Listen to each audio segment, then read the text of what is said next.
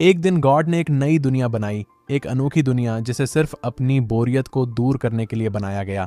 इस दुनिया को अंधकार नाम दिया और इसमें वो क्रीचर्स भी डाले जो उसने खुद बनाए थे।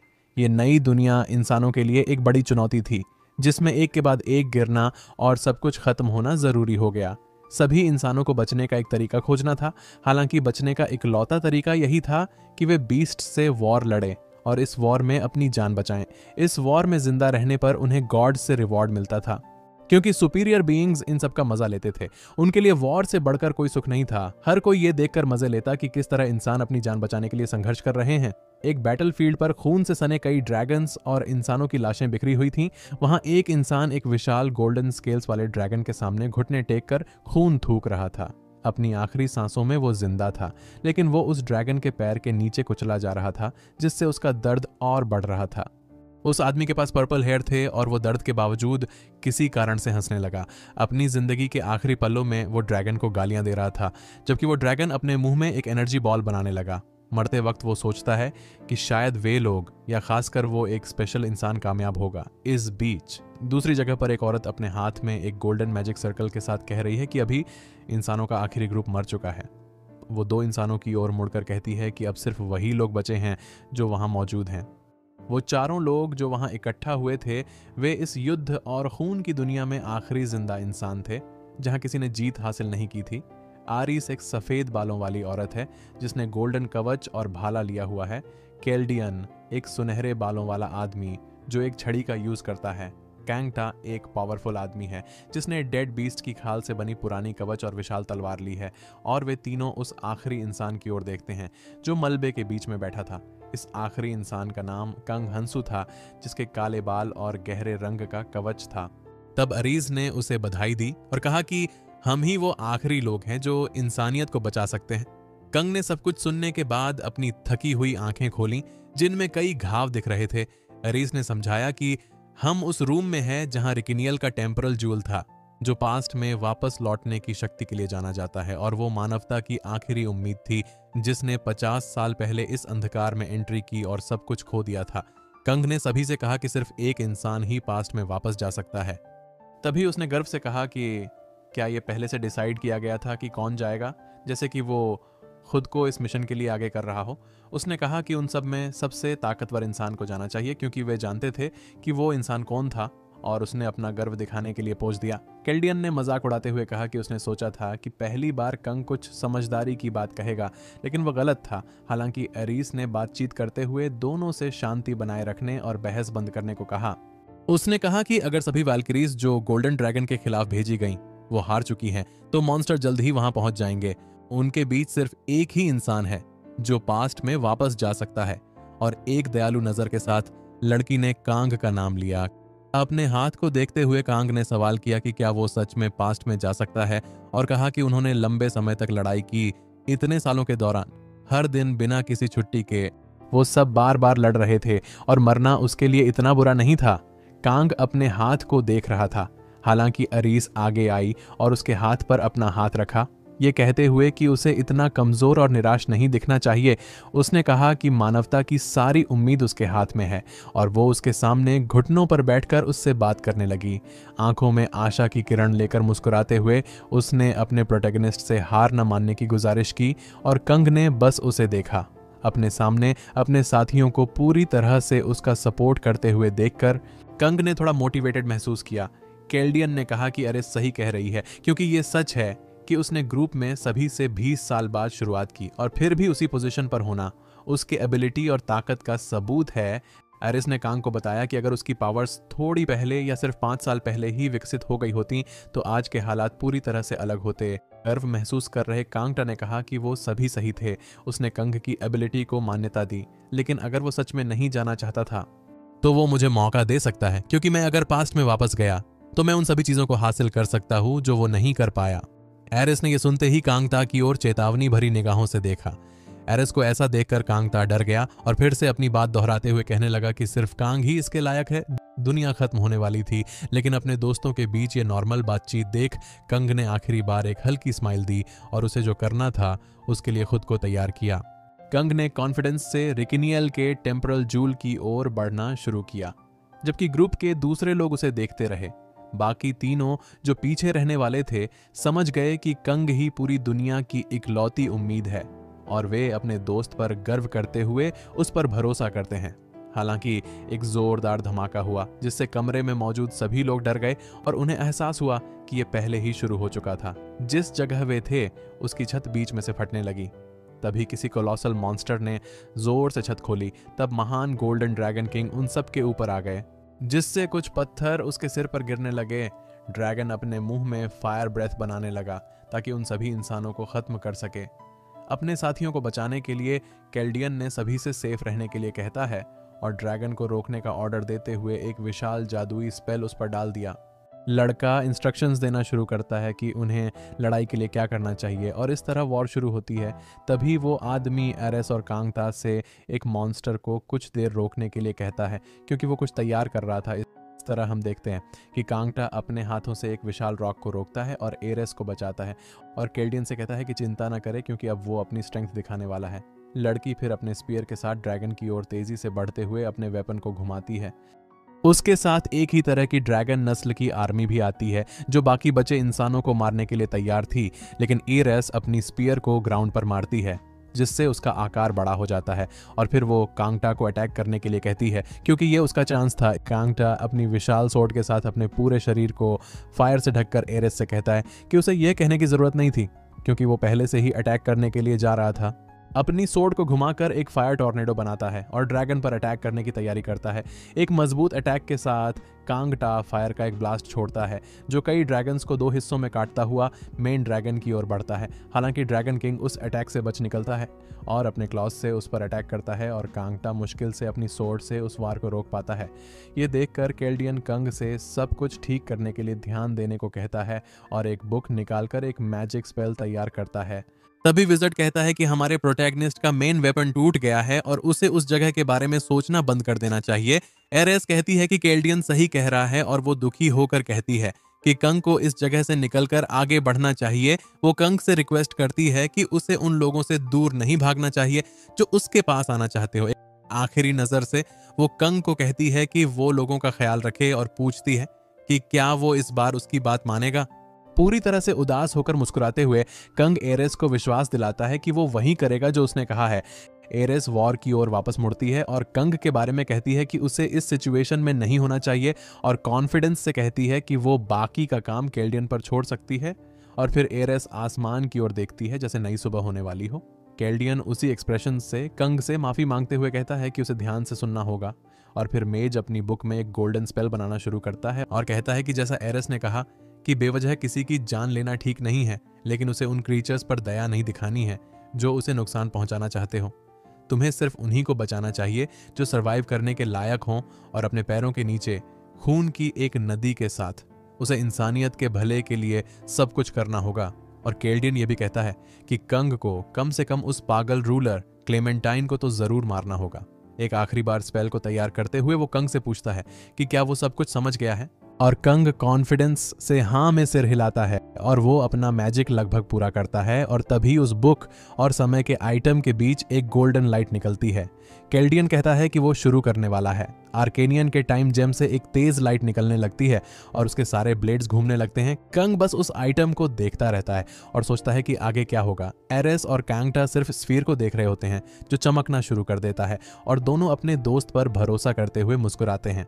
आखिरकार केल्डियन अपने चमकते हुए हाथों को जोड़ता है जिससे उस जगह की छत पर एक विशाल मैजिक सर्कल बन जाता है जो उस अंधेरी दुनिया में रोशनी कर देता है। आखिर में टाइम जेम ग्रुप की तरफ लाइटनिंग का एक बड़ा ब्लास्ट होता है जिससे सब कुछ थोड़े समय के लिए सफेद हो जाता है और कुछ भटके हुए लोगों की चिल्लाने की आवाज सुनाई देती है, जिनमें से कुछ लोग पूछ रहे थे कि वो क्या हैं और एक औरत पूछ रही थी कि क्या किसी ने उसके बेटे को देखा है। इसके बीच में हम अपने प्रोटैगनिस्ट कंग को देखते हैं जो अपने हाथ को देख रहा होता है और सोचता है कि क्या हुआ, क्योंकि कई लोग एक ऐसी जगह पर थे जो एक अपोक्लिप्टिक के बाद की दुनिया की तरह लग रही थी।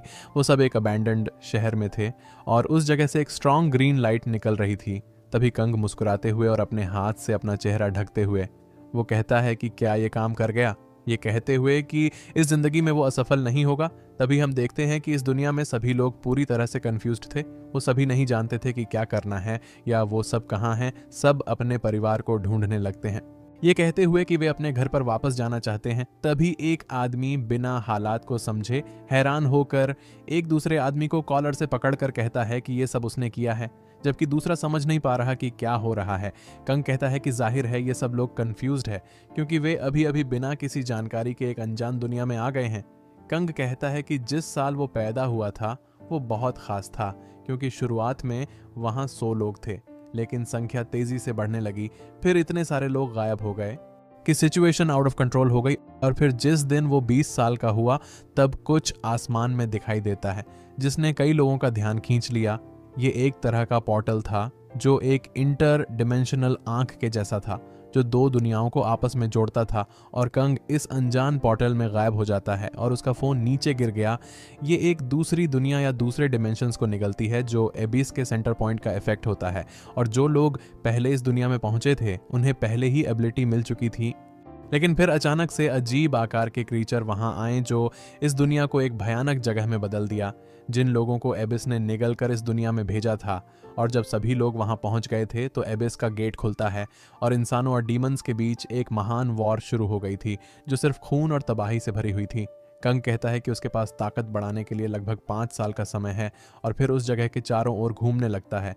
तभी उसे याद आता है कि उसने जो स्किल्स सीखी थी और जो उसकी स्ट्रेंथ थी वो सब गायब हो गई है, जिसका मतलब है कि अब वो नॉर्मल है।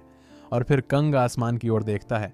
सभी लोग ये सोचने लगते हैं कि ये क्या हो रहा है, क्योंकि आसमान में दरारें आ जाती हैं और उसमें से एक नीली रंग की एनर्जी निकलने लगती है। फिर इंटर डिमेंशनल रिफ्ट में से एक छोटा क्रीचर बाहर निकलता है, जिससे हर कोई चौंक जाता है। एक ऐसा क्रीचर जो सींगों के साथ एक चमगादड़ की तरह दिख रहा था। ये क्रीचर बहुत प्यारा और बेहद फ्रेंडली था, और सभी लोग उस पर ध्यान देते हैं।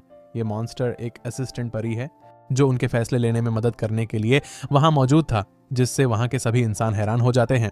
वो थोड़ी शर्मिंदा होकर सबको कहती है कि प्लीज वो सब उसकी बात सुने जो वो कहने वाली है। ये सुनते ही कंग कहता है कि वो उनके लिए फैसले लेने के बारे में है। वो परी बात कर रही थी, वो वैसी नहीं थी जैसी कि दिखती है, बल्कि वो सब लोगों की एक दूसरे से लड़ाई करवाती है और हर जगह गड़बड़ी फैलाने का काम करती है। सबसे पहले वो क्रीचर दूसरे वर्ल्ड में सभी का स्वागत करती है, कहती है कि अब से उन्हें एक मौका दिया जाएगा।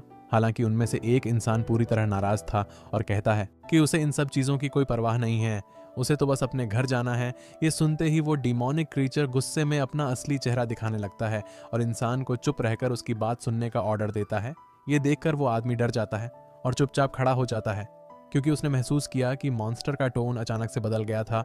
वो क्रीचर आगे बताता है कि उस जगह पर सभी को इन्फिनिट फ्रीडम दी गई है। एक डिमोनिक फेस के साथ वो पूछता है कि क्या वहाँ के लोग एक ऐसी दुनिया का सपना नहीं देखते थे जहाँ पर लॉ एंड ऑर्डर और एथिक्स ना हो और सभी लोग रूल से फ्री हो, और सिर्फ यही नहीं, सभी फिजिकल लिमिटेशंस भी खत्म हो जाती हो, और जो कुछ भी वो करते हैं उसके आधार पर वो इन्फिनिटली स्ट्रॉन्गर भी हो सकते हैं, जैसे किसी मूवी के हीरो की तरह। साथ ही सभी मैजिक भी यूज कर पाए। एक क्यूट एक्सप्रेशन के साथ वो क्रीचर कहता है कि उस दुनिया में जो कुछ भी वे हमेशा से करने का सपना देखते थे, वो इस दुनिया में उसे सपने को रियलिटी में बदलने का चांस मिल रहा है, और पूछता है कि क्या सभी को ये इनक्रेडिबल लग रहा था। और साथ ही वो ये भी कहती है कि वो लोगों को एक छोटा सा एग्जाम्पल दिखाएगी कि वो क्या कर सकती है। उसके बाद वो अपनी उंगलियों से स्नैप करती है। फिर वो उस इंसान की ओर देखती है जिसने उसे बीच में इंटरप्ट किया था, और तुरंत ही उस इंसान के कंधे पर एक होल बन जाता है, और देखते ही देखते वो इंसान भाप बनकर गायब हो जाता है और उसके खून के छींटे हर जगह फैल जाते हैं, जिससे हर कोई डर जाता है और हर तरफ चीखने चिल्लाने की आवाज़ फैल जाती है, और लोग कहने लगते हैं कि वो लड़का अचानक से कहाँ गायब हो गया। फिर एक डिमोनिक एक्सप्रेशन के साथ वो परी माफी मांगते हुए हंसने लगती है और कहती है कि उसे बहुत ऊंचा बोलने वाले लोग पसंद नहीं हैं। फिर सभी इंसान डेस्परेशन में भागते हैं और मदद के लिए चिल्लाने लगते हैं, हालांकि वहां कोई गॉड्स नहीं थे जो उनकी मदद कर सके। फिर वो परी स्नैप करके उन सभी लोगों को मारना शुरू कर देती है जो चिल्लाते हुए भागने की कोशिश कर रहे थे। फिर से डरावने एक्सप्रेशन के साथ वो सभी बचे हुए लोगों को पैरालाइज कर देती है और कहती है कि उसने पहले ही बताया था कि उसे शोर करने वाली चीज़ें पसंद नहीं हैं। फिर वो मॉन्स्टर पूछता है कि क्या जिंदा रहने के लिए लोग मेहनत करेंगे, लेकिन सभी लोग फ्रीज हो जाते हैं ताकि बीस्ट को गुस्सा न आए। फिर वो क्यूट एक्सप्रेशन के साथ कहती है कि अब सब कुछ शांत हो गया है, और इसीलिए वो अपने हाथ में एक स्टोन लाती है। उस स्टोन को परी रूइन कहती है और समझाती है कि कोई भी जिंदा चीज को मारकर एक रूइन हासिल कर सकते हैं। ऐसे 8 और रूइंस हैं जो इस तरह दिखते हैं और वो रैंडमली आ सकते हैं। इस रूइन का कोई कलर नहीं था, लेकिन अगर आप हार्ड वर्क करेंगे तो आपको बेटर और ज़्यादा पावरफुल रूइंस मिल सकते हैं। स्टोन को देखते हुए वो कहती है कि ये एक ऐसा रूइन है जो फिजिकल स्ट्रेंथ बढ़ाता है। फिर वो मॉन्स्टर पूछता है कि कौन इसे लेना चाहता है, और भीड़ में खड़ा कंग, जो अभी भी शॉक में था, अपना हाथ उठाता है। कंग इसे लेने के लिए वॉलंटियर बनता है और सोचता है कि बहुत समय हो गया है जब उसने लास्ट रूइन इस्तेमाल किया था। परी लड़के के इतनी जल्दी रिक्वेस्ट करने पर हैरान होकर कहती है कि ये इंथुजियास्टिक एटीट्यूड मुझे बहुत अच्छा लगा, और वो कंग की ओर बढ़ती है। फिर वो मॉन्स्टर लड़के से उसका हाथ आगे करने के लिए कहती है, और जैसे ही वो हाथ आगे करता है, क्रीचर उस रूइन को उसके हाथ में रख देती है और कहती है कि ये रूइन बहुत कूल है क्योंकि ये किसी भी लॉ को तोड़ सकता है। वो परी समझाती है कि साइंटिफिकली लड़के की मसल्स की वेट लिमिट 117 किलो है, लेकिन इस रूइन का यूज करके वह लिमिट 122 किलो तक बढ़ जाएगी। और बस इतना ही नहीं, हालांकि कंग का फेस पहले जैसा ही रहता है, और यह देखकर परी कहती है कि ये वो एक्सप्रेशन नहीं है जिसकी उसे उम्मीद थी। पर कंग सोचता है कि सेम बातें सुनना बोरिंग हो रहा है। वो परी डिसअपॉइंटेड होकर उड़ जाती है और समझाती है कि रूइन के इफेक्ट्स डिफरेंट टाइप्स के अनुसार बदलते हैं, और उनमें ऐसी कई एबिलिटीज होती हैं जिन्हें साइंस से समझाया नहीं जा सकता। और फिर से सभी को डराते हुए वो कहती है कि वो एक बार फिर अपनी पावर दिखाना चाहती है, और पूछती है कि क्या कोई इसे ट्राई करना चाहता है। लेकिन किसी के आगे न आने पर वो मॉन्स्टर कहती है कि कुछ भी हो जाए, मगर सबको ध्यान में रखना है कि किसी को कोई भी रूइन मिले या उसकी जो भी एबिलिटी हो वो कभी भी नुकसानदायक नहीं होगी। और वो कहती है स्ट्रॉन्गर बनने के लिए और जिंदा रहना के लिए उन्हें कई रूइंस को इकट्ठा करना होगा। ये सुनकर सभी इंसान समझ जाते हैं कि वो क्या कह रही थी, और ग्राउंड पर देखते हैं जहां कई दूसरे लोगों की बॉडीज होती है जिन्हें परी ने मारा था, जिससे कंफ्यूज होकर सभी लड़ने लगते हैं क्योंकि वे उन रूइंस को हासिल करना चाहते थे जो ग्राउंड पर पड़े थे। हर कोई रूइन को हासिल करने के लिए लड़ता है, लेकिन जैसे ही वे आखिर में उन तक पहुंचते हैं, परी तुरंत ही सभी रूइंस को जमीन से उठा लेती है और कहती है कि पिछले इंसान को जैसे रूइन मिला था, उसे देखने के बाद मुझे नहीं लगता कि किसी को यह समझाने की जरूरत है कि रूइन कैसे मिलता है। हर कोई निराश हो जाता है क्योंकि उन्हें लगा था कि शायद यही उनके आज़ाद होने का रास्ता है। कंग की ओर इशारा करते हुए वो परी बताती है कि अगर कोई अपने दाहिने कान को छुएगा तो वो देख सकता है कि उनके पास कौन कौन से रूइंस हैं। इसलिए सभी लोग ऐसा ही करते हैं, और उनके सामने एक होलोग्राफिक स्टेटस विंडो दिखाई देती है। परी ने नतीजा निकाला है कि इंसानों के पास आमतौर पर 10 स्टेटस होते हैं, और बस यही बात जाननी थी। कंग अपनी विंडो को एक्टिवेट करता है और देखता है कि उसके स्ट्रेंथ में 1 पॉइंट बढ़ गया है। उसके बाद परी आगे बताती है कि अगर वे और रूइंस इकट्ठा करते हैं तो उनके माना और मैजिक पावर के पॉइंट्स बढ़ सकते हैं। फिर वो बताती है कि वे किसी भी जिंदा चीज को मारकर रूइंस हासिल कर सकते हैं, चाहे वो इंसान हो या जानवर। परी बताती है कि यहाँ की सिचुएशन उनकी पिछली दुनिया से थोड़ी अलग होगी, और तभी कुछ लोग वहाँ टेलीपोर्ट होते हैं, और परी सभी से कहती है कि वे अपनी पुरानी जिंदगी को भूल जाएं। फिर अचानक वहाँ मौजूद सभी लोगों के पास वॉर के लिए चाकू आ जाते हैं। परी हंसते हुए कहती हैं कि उन्हें इस नई जिंदगी का पूरा मजा लेना चाहिए। परी जाते हुए कहती है कि जैसे ही वो गायब होगी तो उनका टेस्ट शुरू हो जाएगा और सभी को अपनी पूरी कोशिश करनी होगी। लोग पूरे कंफ्यूजन में थे, और सब लोग मुड़ते हैं तो देखते हैं कि एक खतरनाक क्रीचर्स की आर्मी वॉर में उतरने की तैयारी कर रही हैं। इंसानों को देखे बिना सिर्फ विनाश और तबाही का मकसद लिए हुए गोब्लिन की एक आर्मी इंसानों को मारने के लिए निकल पड़ती है। परी के जाने के बाद वहां मौजूद लोग अभी भी सदमे में हैं। दूसरे इंसानों के शरीर को देखते हुए एक आदमी जिसके हाथ में चाकू था, वो घबराते हुए पूछता है कि क्या यही सच में टेस्ट है। तभी लोगों को कुछ अजीब एहसास होता है, और वो पीछे देखते हैं कि वहां से एक ब्लैक ऑरा आ रहा है। तभी एक गोब्लिन की आर्मी सभी इंसानों पर हमला कर देती है, और हम देखते हैं 2 अलग अलग दुनिया की स्पीशीज एक दूसरे के सामने खड़ी हैं, और वो लड़ने के लिए बिल्कुल तैयार है, जो जल्द ही खून की नदी बहाने वाले थी। तभी इंसानों के ग्रुप में से एक औरत सभी को शांत रहने के लिए कहती है ताकि मॉन्स्टर्स को गुस्सा ना आए, और धीरे धीरे पीछे हटने के लिए कहती है। लेकिन कंग वही खड़ा रहता है और देखता है कि बाकी सब लोग धीरे धीरे पीछे हटने की कोशिश कर रहे हैं। तभी एक आदमी किसी दूसरे लड़के से टकरा जाता है, जो कि किसी कारण से सीधा खड़ा होता है। वो आदमी उसे पूछता है कि तुम ऐसी पैनिक सिचुएशन में ऐसे खड़े क्यों हो, और वो लड़का कहता है कि यहाँ कुछ गड़बड़ है। वो देखते हैं कि वहां पर एक बैरियर है और कोई उसे पार नहीं कर सकता है।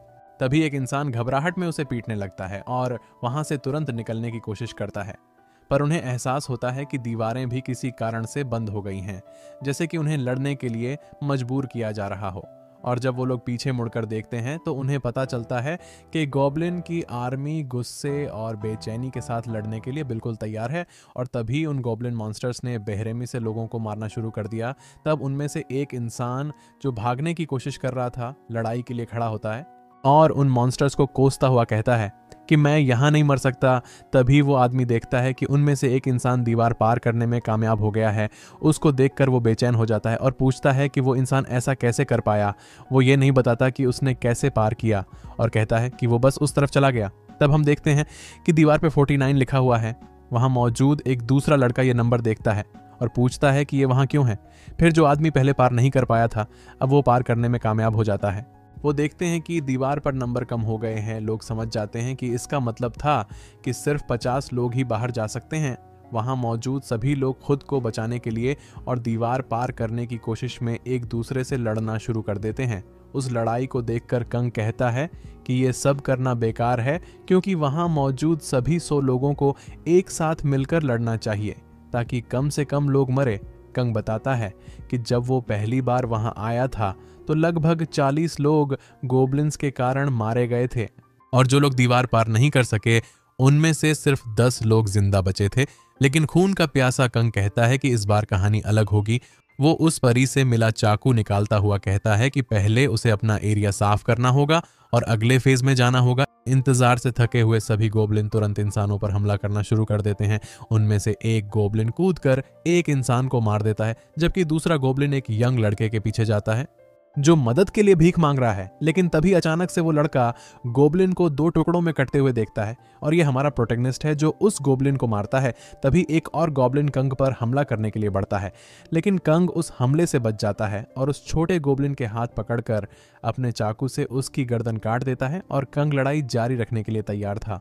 गोब्लिन्स ने उस पर हमला करना शुरू कर दिया। लड़ाई का नजारा देखकर वहां मौजूद सभी लोग शॉक रह जाते हैं। कंग अपने प्रेजेंट के कमजोर शरीर की थकावट से लड़खड़ाता हुआ खड़ा होता है और अपने चेहरे से खून को पोंछते हुए कहता है कि मैं थोड़ा अनकंफर्टेबल हूं क्योंकि यह मेरा कई सालों पुराना शरीर है। कंग झुककर गोब्लिन्स के शरीर से रुइन को इकट्ठा करता है और सोचता है कि वो काफ़ी लकी है क्योंकि उसकी सिचुएशन को देखते हुए उसकी एजिलिटी 0.1% से बढ़ गई है और समझाता है कि एजिलिटी सिर्फ स्पीड ही नहीं बढ़ाता है बल्कि यूज़र की रिएक्शन स्पीड को भी 0.1% से बढ़ा देती है। इसका मतलब है कि यूज़र उसी काम को और भी तेज़ी से कर सकता है। तभी बैकग्राउंड में एक मॉन्स्टर अचानक से खड़ा हो जाता है और वो तुरंत कंग की ओर बढ़ता है और अपने हथियार को कंग की तरफ फेंकता है।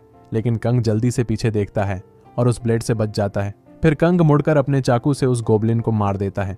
कुछ गोब्लिन्स जो अभी भी जिंदा हैं अपने साथियों को मरता देखकर गुस्से में आ जाते हैं और कंग पर हमला कर देते हैं। उन तीनों गोब्लिन्स ने एक साथ हमारे प्रोटैगनिस्ट पर वार करने की कोशिश की ताकि वो रिएक्ट ना कर पाए। कंग एक मरे हुए गोब्लिन से चाकू लेते हुए कहता है कि जैसा कि सोचा था गोब्लिन्स खून देखते ही गुस्से में आ जाते हैं। कंग ने गोब्लिन्स को मौका दिए बिना उन सभी को तुरंत मार डाला। जैसे जैसे कंग ज्यादा मॉन्स्टर्स को मारता है उसे उनके शरीर से रुइन इकट्ठा करने का मौका मिलता है। अब कंग थोड़ा थका हुआ है क्योंकि उसका शरीर उसके दिमाग का साथ नहीं दे रहा था, लेकिन फिर भी ये अच्छा था। दूसरे लोग जो वहां से निकलने के लिए लड़ रहे थे उन्होंने कंग पर ध्यान दिया और देखा कि वो अकेले ही लड़ रहा है।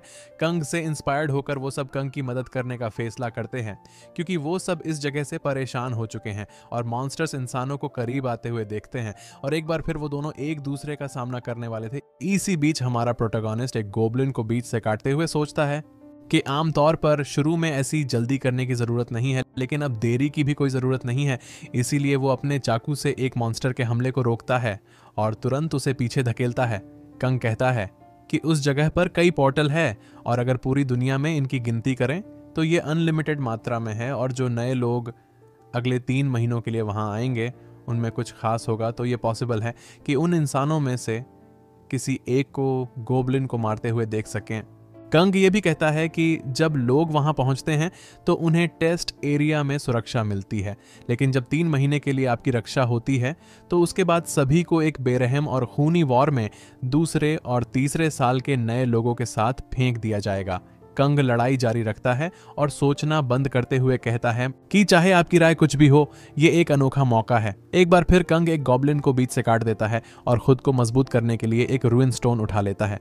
चारों ओर देखते हुए वो कहता है कि अगर थोड़ा भी स्ट्रेंथ बढ़ाने का मौका है तो वो इसका फायदा उठाएगा उसने जो रुएन हासिल किया था उसे दबाते हुए वो सोचता है कि केल्डियन ने मुझे इस समय में भेजकर सही फैसला लिया है। बैटल सीन सामने आता है। दर्जनों मरे हुए गॉब्लिन्स और कुछ इंसान की लाशें जमीन पर पड़ी हैं। कई लोग थका देने वाली लड़ाई के बाद आराम कर रहे हैं और कुछ लोग कहते हैं कि जो हुआ उस पर यकीन कर पाना मुश्किल है। सब प्रोटेगनिस्ट को देखकर सोचते हैं कि उसने अकेले इतने सारे गॉब्लिन्स का सामना कैसे किया।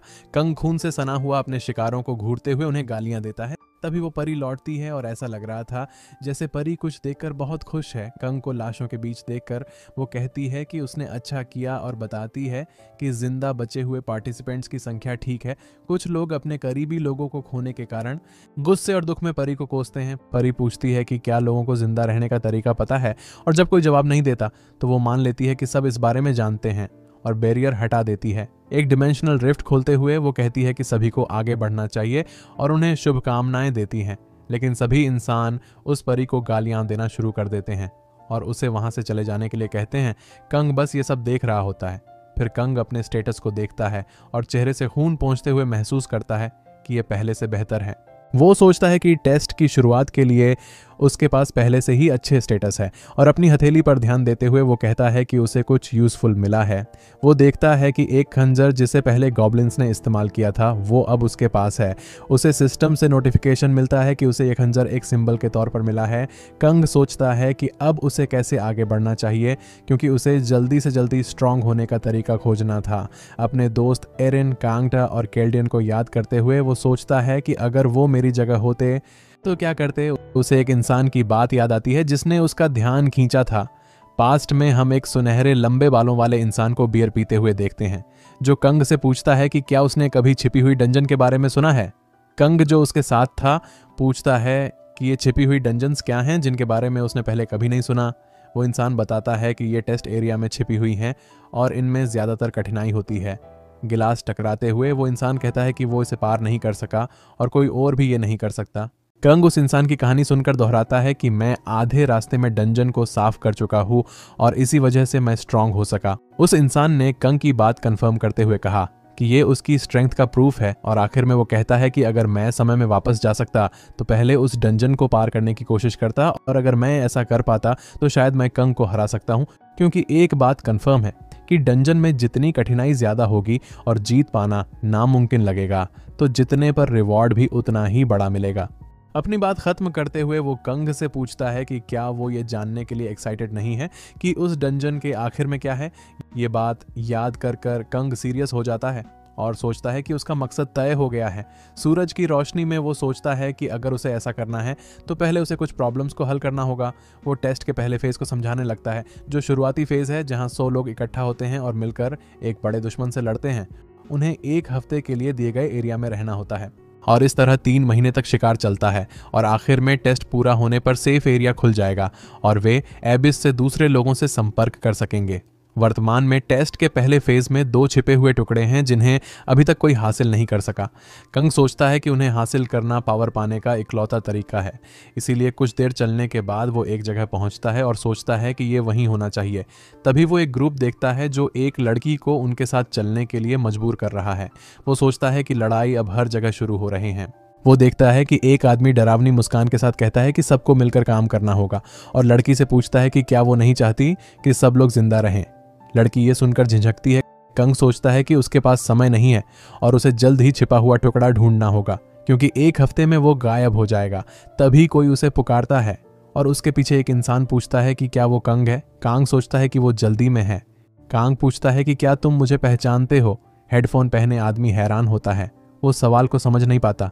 तभी एक और सुनहरे बालों वाला लड़का दिखाई देता है और वो कंग से सवाल करते हुए पूछता है कि क्या तू पागल है, क्योंकि यहाँ आने से पहले हम सभी एक साथ थे।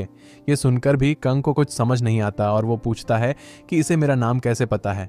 लेकिन तभी उसे कुछ याद आता है। उन्हें देखते हुए कंग समझ जाता है कि ये उसके कॉलेज के दोस्त हैं। सुनहरे बालों वाले लड़के को कंग का बर्ताव अजीब लगता है। कंग को समझ आता है कि वे सभी एक साथ ट्रिप पर आए थे और क्योंकि उस ग्रुप के सभी लोग फ्यूचर में मर गए थे, इसलिए कंग उनके बारे में भूल ही गया था।